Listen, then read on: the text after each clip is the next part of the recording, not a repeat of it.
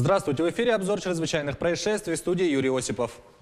В Якутске задержан организатор наркопритона. Полицейские возбудили уголовные дела за организацию притона и незаконные приобретения, хранение, перевозку, изготовление и переработку наркотиков. Подозреваемый 29-летний местный житель. Установлено, что ранее неоднократно судимый подозреваемый регулярно предоставлял дом наркоманам. В ходе предварительного следствия выяснилось, что подозреваемый организовал наркопритон в доме своего знакомого, который во время своего длительного отсутствия разрешил ему там проживать. Во время следственно-оперативных мероприятий обнаружены и изъяты приспособления для употребления наркотических средств и наркотик синтетического происхождения массой 1,175 грамма. Задержанного заключили под стражу. В Якутске полицейские задержали подозреваемого в краже имущества со двора частного дома. В отдел полиции обратился представитель одной из управляющих компаний города. Он сообщил, что с территории дома неизвестные похитили профлисты. Сумма ущерба составила 18 тысяч рублей. Установлено, что злоумышленник тайно проник на участок и, похитив профлисты, скрылся. Сотрудники отдела уголовного розыска установили личность подозреваемого. Им оказался безработный 31-летний уроженец Пензенской области. Похищенное имущество мужчина сбыл за 5000 рублей. В отношении подозреваемого возбуждено уголовное дело по статье «Кража».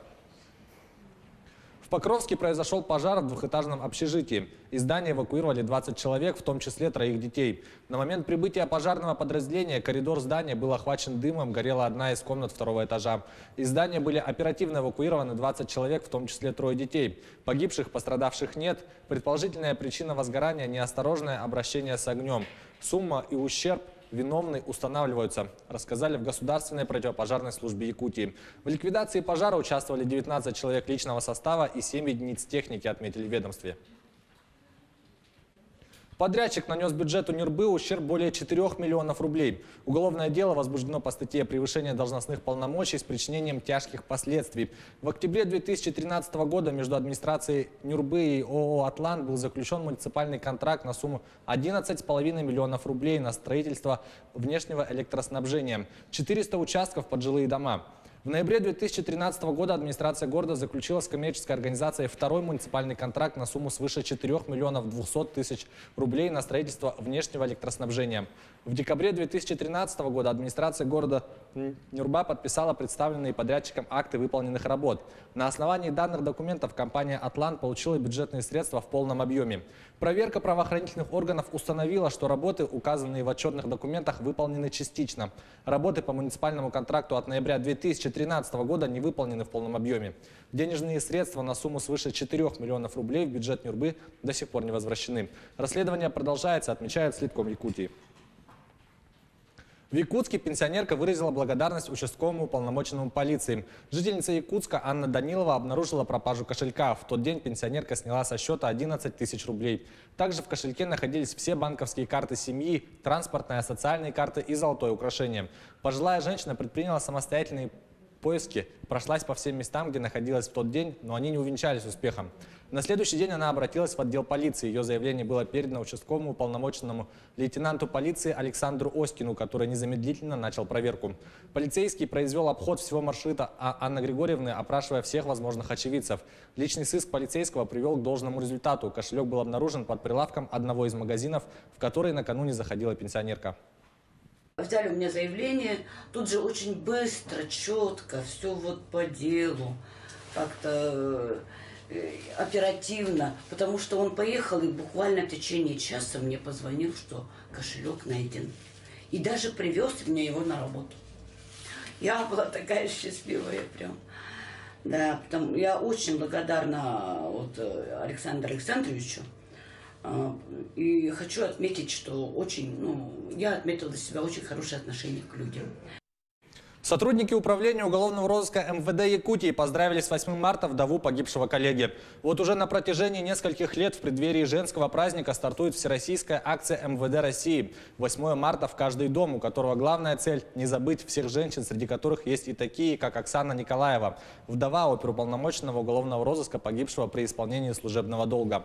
24 года назад молодой оперативник, лейтенант милиции Николай Николаев погиб от огнестрельного ранения в голову при задержании преступника, угрожавшего убийством гражданам, оказавшимся вблизи него в поселке Дикимдя горного района. У погибшего милиционера остались молоденькая вдова Оксана с годовалой дочерью на руках. С тех пор его коллеги, оперуполномоченные уголовного розыска, не оставляют без внимания семью своего друга. В Алтайском крае наркоман сбил насмерть инспектора ДПС. Обвиняемый 19-летний житель города Заринска. В июле 2018 года сотрудник ГИБДД попытался остановить машину, едущую по встречной полосе. Обвиняемый только прибавил скорость и сбил инспектора ДПС. Полученные травмы оказались несовместимы с жизнью. Инспектор скончался на месте происшествия. Обвиняемый много раз менял свои показания. Он утверждал, что полицейский неожиданно появился на пути следования его автомобиля и избежать наезда не представилось возможным. Однако следователями все выдвигаемые молодым человеком версии опровергнуты. Попугаи наркоманы превратились в настоящую головную боль для индийских фермеров. Птицы уничтожают урожай мака, из которого в медицинских целях добывают опиум. Подробности в репортаже наших коллег.